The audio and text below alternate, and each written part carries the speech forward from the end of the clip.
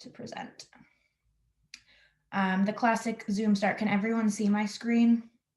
Okay, I see some heads nodding. Oh, welcome. So I'm calling this presentation networking, just do it. So I want to acknowledge that right now you could have been making the newest dance on TikTok or studying in Skillman, or maybe binging the latest show on Netflix.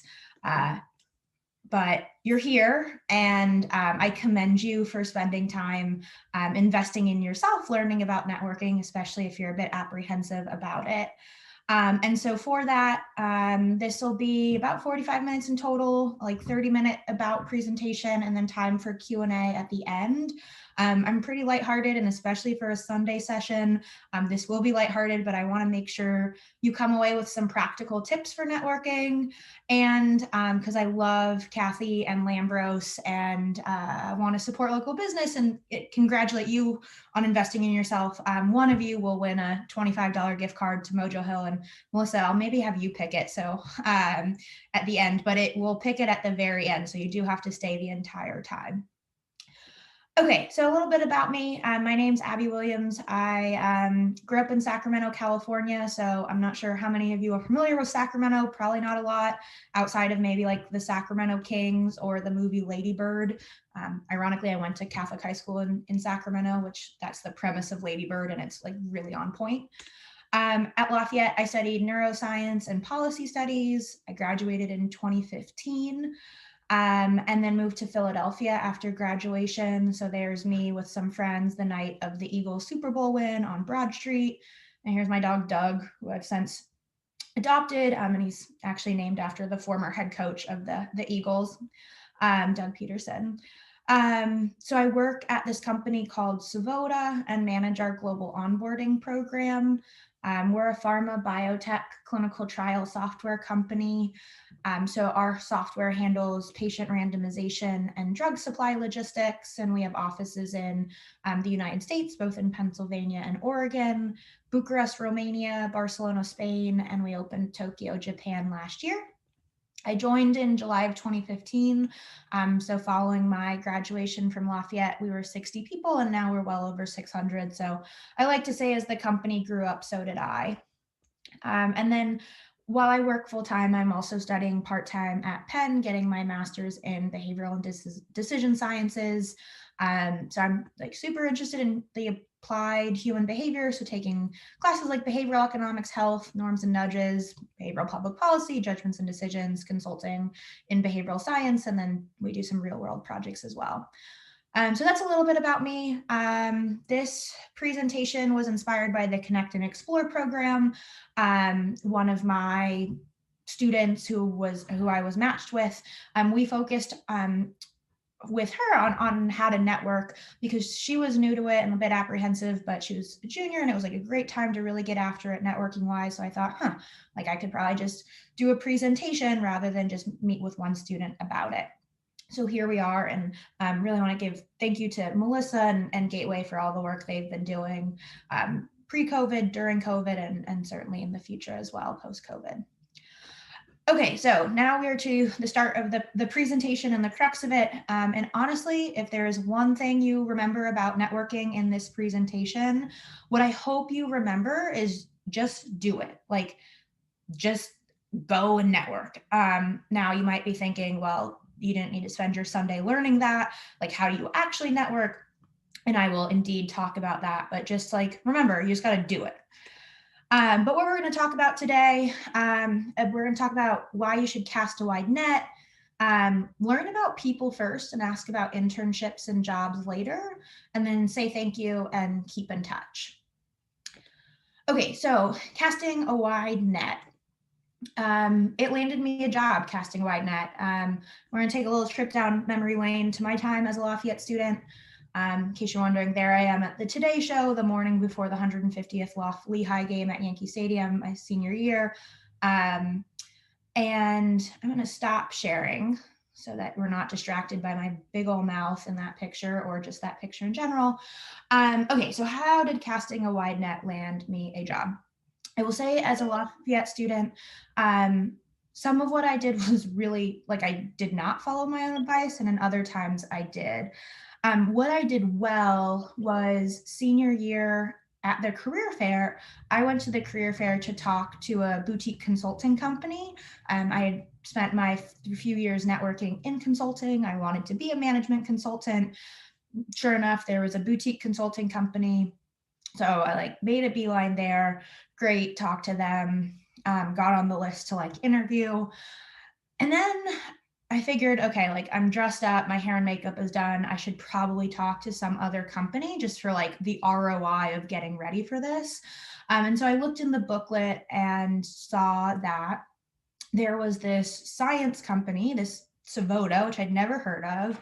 And they were looking for science majors who wanted to go into business. And I thought, like, okay, like I'll go talk to them. What's the worst that happens? And so I did and chatted with them, and it had a really good conversation. And the conversations I had prepping and networking within consulting, like I knew what questions I wanted to ask, and actually Savoda had really similar characteristics of what I was looking for in a company, but just wasn't in consulting. And so yeah, talked with them, and ended up applying. And the day after I got rejected from Deloitte Consulting, since I completely bombed my super day in terms of the math problems, I got the offer from Savoda. So the reason I bring up this story is like I'd never heard of this company. Um, it was just like, why not? No one was in line. I will say I'm not sure if there was, a couple people in line for this company. I'm not sure I would have talked to them, and my like last 5.5 years would look really different.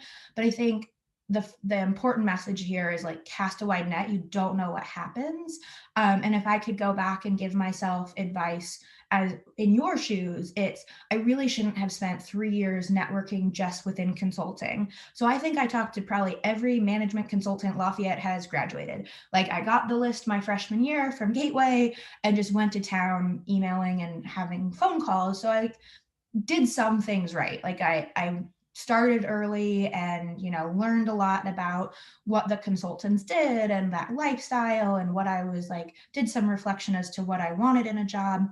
But in hindsight, like there was so much I left on the table, not looking into other industries, other jobs. It turns out it took me 5 years to realize this in working, but I really enjoy user experience and user experience design. Human factors engineering sounds incredibly interesting to me. Product management is super interesting. And there are plenty of people who I could have contacted while at Lafayette to like learn more about that, and at least have a sense of like what that industry looked like, what those roles looked like.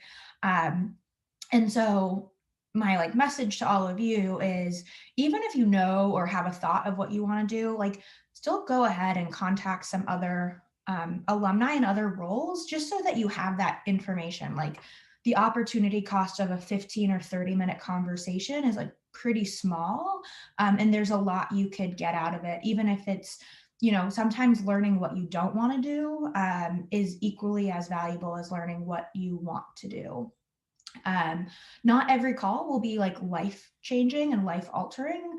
You're not going to find your like next greatest mentor in every call, but the information you'll learn is valuable. And in an era of Zoom and phone calls, it's just very easy to set these up.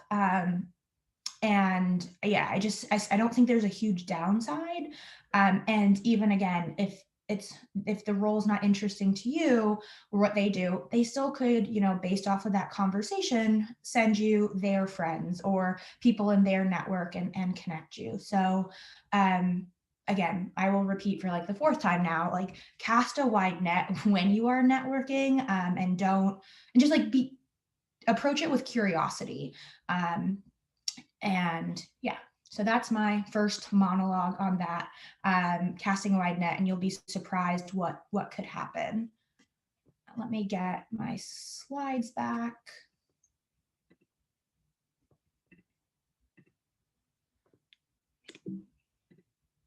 Cool. Okay, second lesson or thing I want you to take away.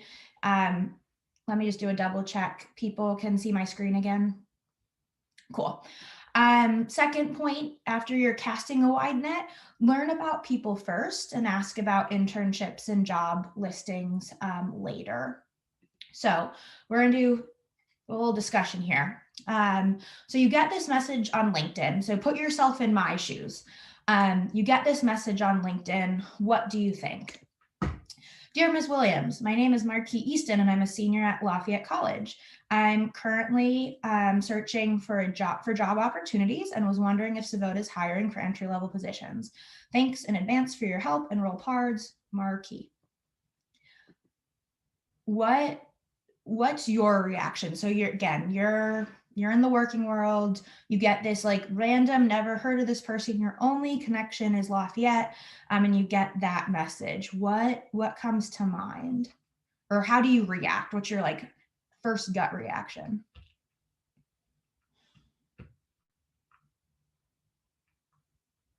This will be like a 3-hour presentation. If no one answers it, I can just sit and watch. I guess it's like kind of odd that if you don't know the person, I think it's a little strange.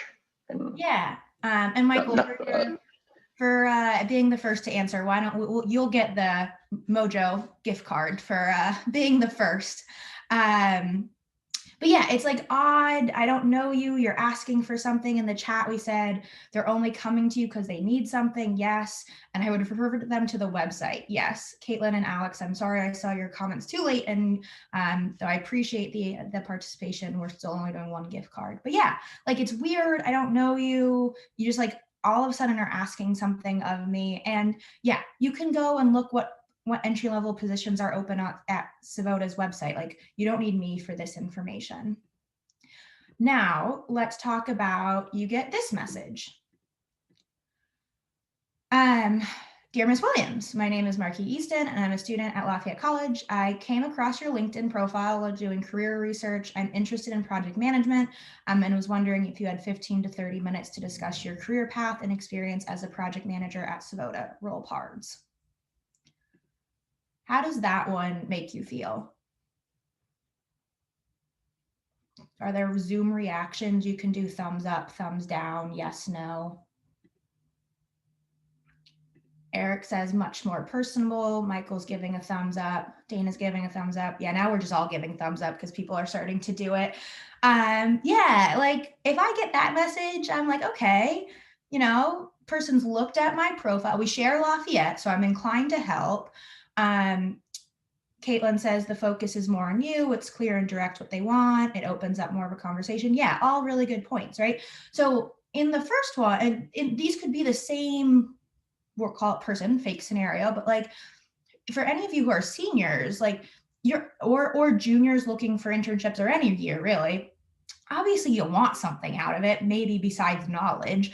Like I don't doubt that when I have these conversations, but approaching it of like, hey, I just want to learn about you. I've done some minimal research, right? I've pulled up your LinkedIn. I've seen a role. I'm interested in that line of work and I want to ask you about it. And I'm only asking for 15 to 30 minutes of your time. My response is going to be, yes, let's do it. Here's my calendar. Like, let's set something up. I appreciate that the ask is, you know, about learning about project management. And I think there's a common saying that people like talking about themselves, right? I'm here on a Sunday talking about myself. I enjoy it. And so do other alumni. People just enjoy talking about their paths and trying to help out. So I'm so much more inclined to get on that call or set up a call in that regard, even if at the end of the day, that student is hoping that there's a conversation that leads to, like, I saw Savota has an associate project manager position open. Like, is there a referral link or can I get more information? So regardless of, I think, what year you are, my recommendation would be go with an ask to learn about someone. And again, not to immediately ask for a job or an internship, whatever the case is. And if you need a visual to remember, the lesson here is put money in the piggy bank before you make a withdrawal. networking is about relationships. You got to put some deposits in before you make that withdrawal. And a deposit is simply asking about a career path or their company or whatnot before asking how they can help you. Even if the ask to them is not about a job or an internship, but about maybe connecting you with someone within their network, you again put those deposits in. It's just a few questions like, what did you study at Lafayette? How did you make the choice to join X company? What's your career path been like? They're just some easy questions to ask to get them going.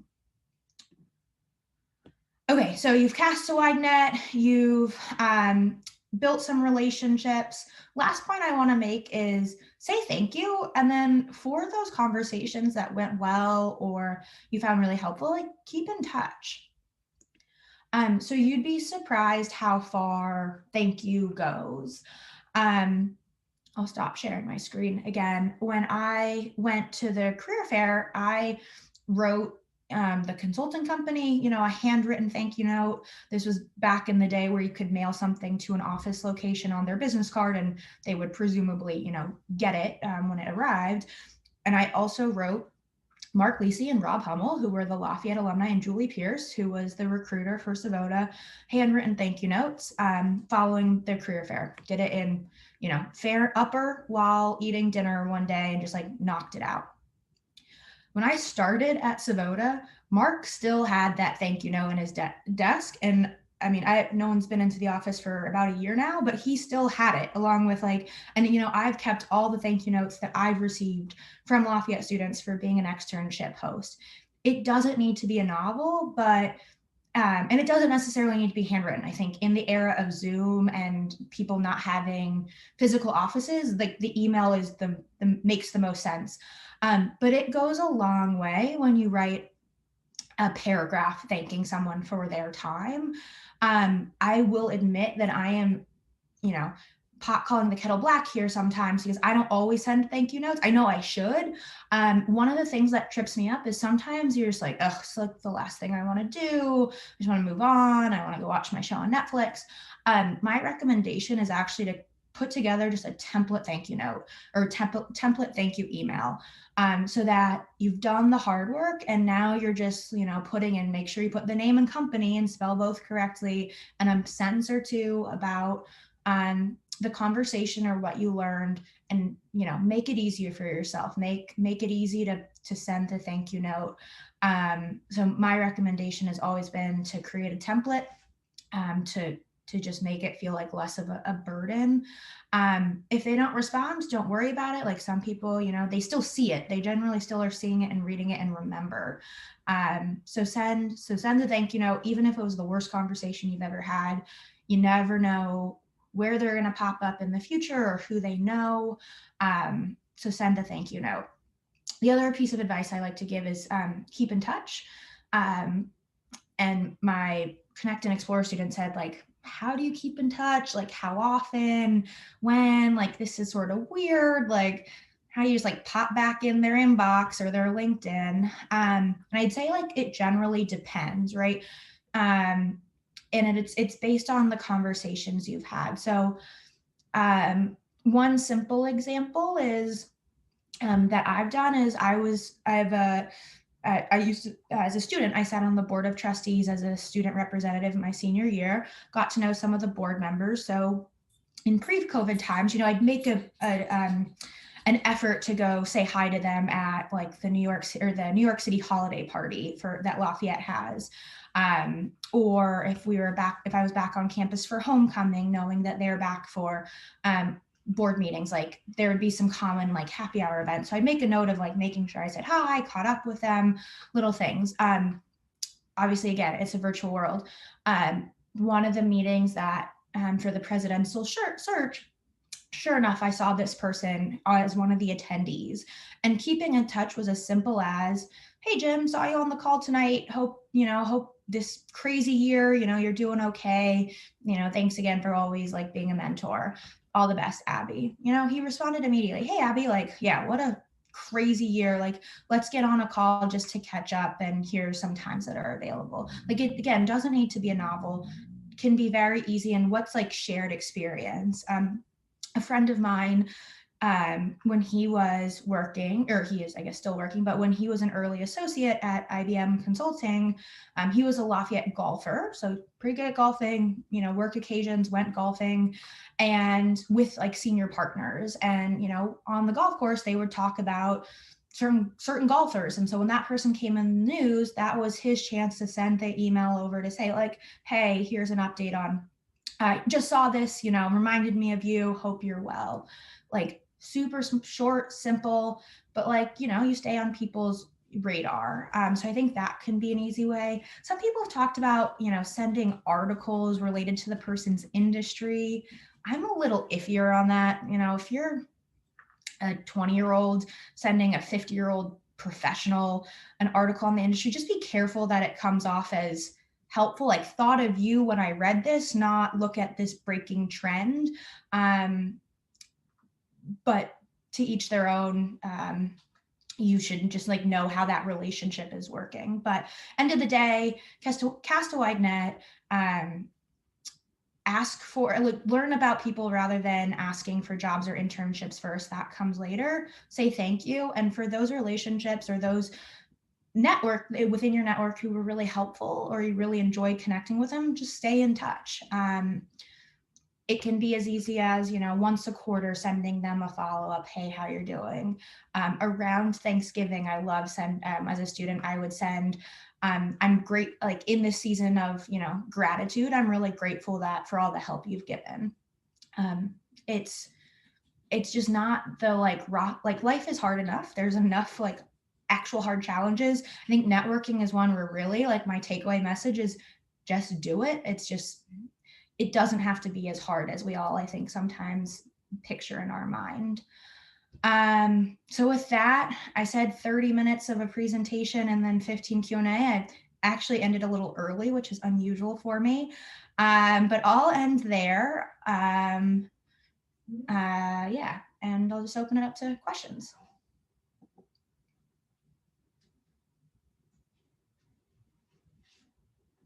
Nada. Oh, Caitlin. Hi, thank you. This has been very informative so far. So quick question on, so let's say that you had a connection and you like waited a little too long to reach out to them. What do you think is the best way to, like, now that it's been maybe like a couple months to like reach out to them? Like, or do you think it's too late at that point?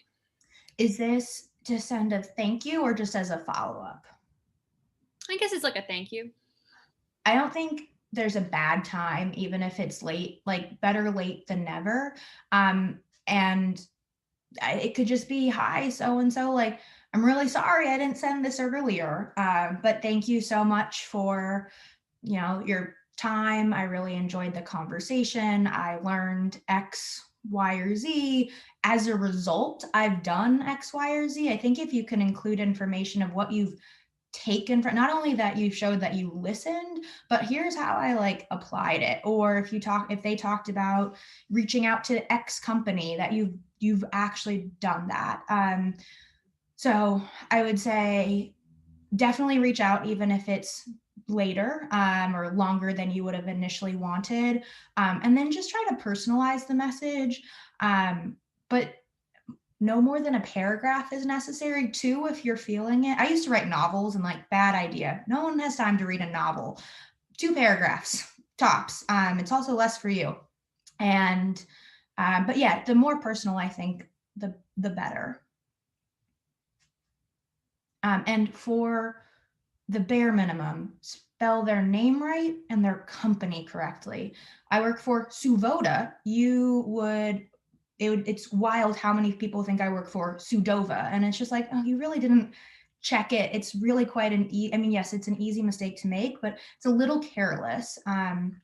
So, you know, check the spellings of their name, their company, and make sure you have the details right from the call so that it makes some sense.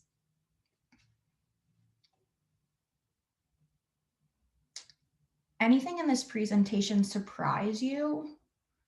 Were there like, why'd you show up on this Sunday? Like, because you have nothing better to do. Also totally valid answer, because it's raining and it's a pandemic. Or were there like specific anxieties you have, or what you want to learn and why are you here? And if you could feel free to put it in the chat. And then Michael, did your hand go up? Yeah, so you had said you were a policy studies major. I am as well. Okay. So I was just kind of wondering, like, obviously you're not necessarily your neuroscience major was probably more related to what you're doing. But like, what do you think having that as a second major or one of your majors, how do you think that kind of helped you and some of the classes from policy studies? Sure. So I think it helped in that some of the classes and just learning about the the crossover between business strategy and policy. I thought that was a really great class. I think you tend to do more writing in some of those classes as opposed to lab reports. Lab reports have their value. Science has an immense value, obviously. But I think the other classes I did, policy classes I did, learn, I think I honed more communication skills and presentation skills. I'm still really interested in public policy. I think no matter where you go or what business field you go into, public policy impacts your life and companies' lives. The pandemic being very clear, like evidence of that. So I'd say like I still take a lot out of it. I'm in a behavioral public policy class at Penn right now, which I really enjoy, and it's sort of thrown me back to Lafayette. But yeah, I mean, I think the communication skills I got out of it were good, and just learning broadly about industries and how they intersect with the public sector. That was a very cool class. Oh, and then to meet the industry executives, that was unreal. Susan Fox is great. I don't know if she's still one of the panelists from ABC Disney. Olivia has a question in the chat. Thank you for answering the why you came. I went to the career fair last semester and figured I could use some advice. Yep. And say if you have their emails, Olivia, reach out to them. And I have one student who is a senior, and he established the relationship first, and every couple months he reaches out just to see how I'm doing. Like he lets me know he's continued to look or chat with people who I recommended. So it can be something like that. Again, quick and easy on those reach out. So Olivia, definitely maybe today spend some time reaching out. Just do it. Alex says, and Eli, keep your hand up. I will get to your question. I have a question, but can't unmute. No worries. For some industries, namely investment banking, entry-level positions are through a more formal recruitment process. How should someone approach networking in these settings? And is networking as important early on in these industries? Networking is always important. It doesn't matter your industry. And I'd say maybe with investment banking, more important than ever, especially because investment banking does recruiting so early. And coming from a smaller school like Lafayette alumni or friends and family connections, but Lafayette alumni are your foot in the door to get into that. So I was just on a sophomore surge panel with Jill. Melissa, do you remember Jill? Class of 2011, her last name? Nentwick. Yes, Netwick. And she is in investment banking, and her message to students was like, I got a 3.0, no investment bank was knocking on my door to hire me, but she spent significant time networking and she landed in a smaller company initially, then went and got her MBA and is now at Jefferies. So if anything, network earlier on the investment banking side. But if you're a junior or senior and asking this question, the answer is it's never too late to network. And especially if you're on the later side, I think if you have any chance of getting your foot in the door in the recruitment process, you'll have to have some type of connection in. I came today, Alex, I hope that helps. The other pieces, and this is not so much for investment banking, but for management consulting. When I was a student, Lafayette was not a target school. So that meant the Deloitte's, the big four in terms of Deloitte, EY Parthenon, Accenture, I forget the others, weren't necessarily coming here unless there was a specific Lafayette alumnus or alumna. And I made a point of like going to the Deloitte externship, and it wasn't even within management consulting, it was within audit with Chip Cottrell, who's no longer at Deloitte, but he was, fairly high up as a managing partner, I think, at the time. And he was able to get me in the door and in those interviews. So even on those more very defined industry where they have very defined recruitment processes, having someone go to bat for you inside a company is never a bad thing. Eric said, I think it's Eric and then Eli, I'm coming to you next. I came today because I feel sort of awkward just starting talking with someone random, and I was just looking for some tips about how to approach new conversations. Totally. It gets better with practice. So that's another reason just to do it. Like, you're gonna have some conversations that are really awkward. That is just like how it goes. But the more you practice, the more you get better at this like small talk with a stranger on a phone call or Zoom. It sounds silly, but sometimes like you can just get going with talking about the weather, how their day is going.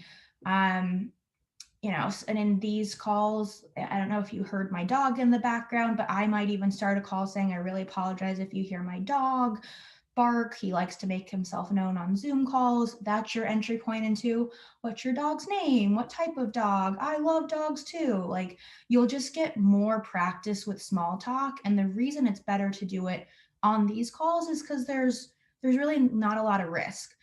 When you have to go to a career fair and make small talk with the recruiter, that's where you want to like know how to, turn it on and like really do your thing and have a nice conversation. Or when you're touring an office virtually or in person for an interview, like this is not something that someone just innately born with. It is a skill, and it takes practice, and it takes some time and investment. So it's super awkward, but the more you do it, the less awkward it becomes. And if you're nervous, like talk to your friend or like family friends and see if they can get on a call with you for 15-30 minutes. Start with people start with young alumni where you just like feel more comfortable and sort of you can build up. So don't worry about it being awkward. It's going to be awkward. And then in the real world, I guess, like sort of like dating too, right? Going on first dates can be awkward. The more you do it, the more you just like get used to it. Okay. Eli, you've been waiting very patiently. Your question. Yeah, so I kind of feel like I know networking is important, and I've like tried to make a couple connections. I've reached out to some alumni. We've had some conversations where I've learned, a bit about their job, and I've sent a thank you note. And then from there, I'm not really sure like where to continue or how to kind of like leverage that connection, I guess, or it doesn't seem to really be resulting in anything, which feels weird to say, but. No, totally. One thing you can do, a Lafayette friend of mine would say, like, his advice was always at the end of a conversation, when you've invested in the time, like you're not doing this at the start of the call, but you've spent some time learning about them, learning about the company. One thing you can do at the end of the call is say, like, look, I really enjoyed speaking with you. I found this really interesting.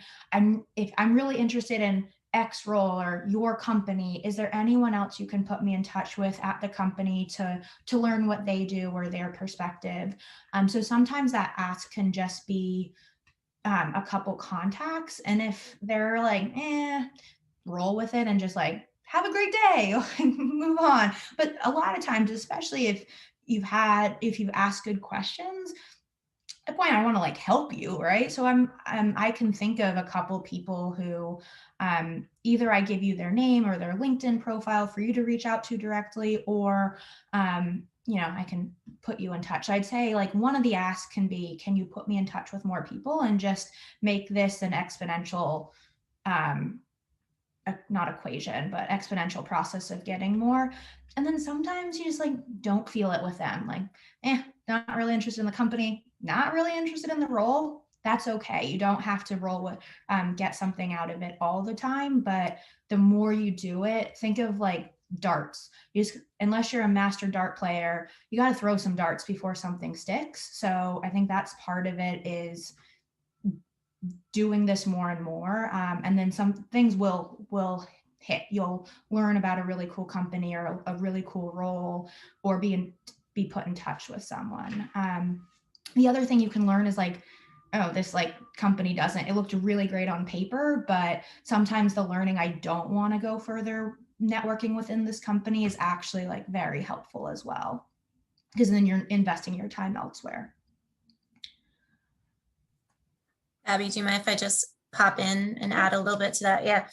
The other thing, Eli, is, if you are interested in that organization, you had that call, over the winter break, and the contact told you, oh, well, internship open in whatever, mid-February, whatever the timing might be. If you're interested in applying to an opportunity with that organization, then that's a great opportunity for you to circle back to the connection and have a follow-up conversation, potentially to just ask if they have any advice about how you might be able to best distinguish yourself in the application process, and to make them aware that you're applying if you are.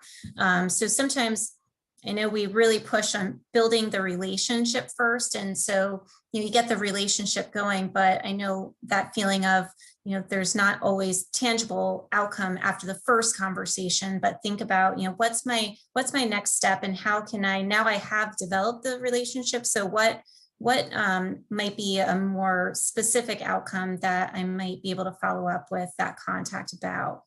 To Abby's point earlier, it is getting a lot of practice, and remember that your gateway counselor is also always happy to, to help you talk through and work through any particular networking connections that you're working to maintain, or have questions about how to move forward with. And if you've built the relationship and you've had a couple calls with them, or you had an initial call and then, kept in touch via email over a couple or a few months, I think that to me is like enough deposits in the like relationship piggy bank, that you can then reach out and say like, hey, hi, so-and-so, I'm starting my internship job search process. Do you, like, either based on what we talked about, or I'm looking in this field, do you know anyone in it? Have you heard of any companies? I think the more you invest in the relationship, the more you then can make those asks. What I wanted to point out was like, that ask shouldn't be coming out of the gate. So sometimes it's like just keeping them not on a back burner, but keeping somewhat in touch. So then when you're in that point to need to make that ask, you're there. In addition to doing the template thank you note, just to make it easier. I think you can do a template update email and to make that easier. But my other big thing, and I say this as like a pretty type A person, make a spreadsheet, like track who you're reaching out to, track the company, hyperlink their LinkedIn so you can remember, and have some notes of what you've talked about and when you've contacted them. So for the fellow type A'ers in this is a great spreadsheet project. If you're like, oh, I don't like networking and I don't like spreadsheets, well, I guess like find some way to track who you had a conversation with. But I think a spreadsheet is like a great way to go. And then Jenna said, I came today because I wanted guidance on where to start in terms of networking and start learning for the future. Especially if you're here to just start. Oh, there's my dog in the background, as I said. I think one of the things is like, in that casting of a wide net, like look at marketing jobs, look at consulting, look at finance, look at, I don't know, like there are so many industries, law, accounting. Like, I think it's a matter of just, you've got to start somewhere. You don't have to have an idea of what you want to do, company-wise, industry-wise, but you have to start somewhere, and there's no better time to start than now. Wherever you are, whatever year you are, there's just like, if you're a first year, all for it. Like you have so much time to develop those relationships. But if you're a senior, like, again, make some deposits on those initial asks. And certainly I think you should be ramping up how many people you're talking to or reaching out to on a weekly or monthly basis, but there's no bad time to start. And when you get a job or an internship, like, networking continues when you're at a company during that job or internship. One, do a good job, but two, sign up for the intramural sports team or go to like what events they have. I think that's where you can begin to meet people as well. And can there's as much networking in a company as there is trying to get that job, but we'll focus on the get the internship and job first before we move into, so you're there, how to network. Other questions?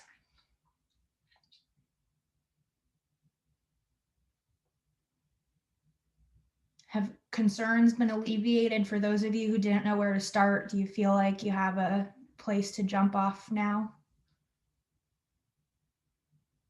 Create a LinkedIn if you haven't. I think that's one of the easiest ways to reach out to Lafayette alumni and just say you're a Lafayette student. You've looked at their profile. This is why you have a question. I think LinkedIn is, a really good resource. So make your profile and leverage that as well.